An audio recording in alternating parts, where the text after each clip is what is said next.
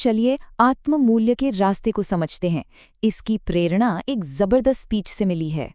चलिए इस main idea को समझते हैं कि खुद को बदलने से दुनिया का नजरिया कैसे बदल जाता है। सबसे पहले बात करते हैं उस दर्द की जब आज की दुनिया में किसी को उसकी सही कीमत नहीं मिलती।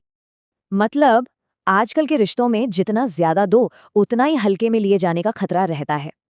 अपनी कीमत बार बार बतानी पड़े तो समझिए कि सामने वाला उसे कभी नहीं समझेगा।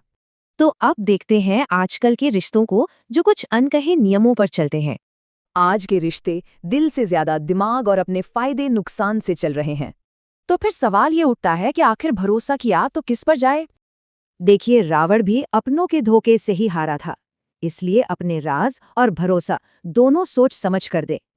अब बात करते हैं अकेलेपन की ताकत की और ये कैसे हमें अंदर से मजबूत बनाता है।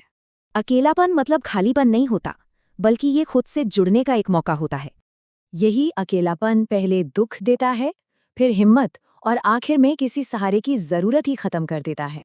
अब ये बहुत दिलचस्प है कि कैसे बुरे अनुभव ही हमारे सबसे बड़े टीचर बन जाते हैं। क्योंकि अनुभव से लगी एक ठोकर 100 सलाहों से कहीं ज्यादा सिखा जाती है।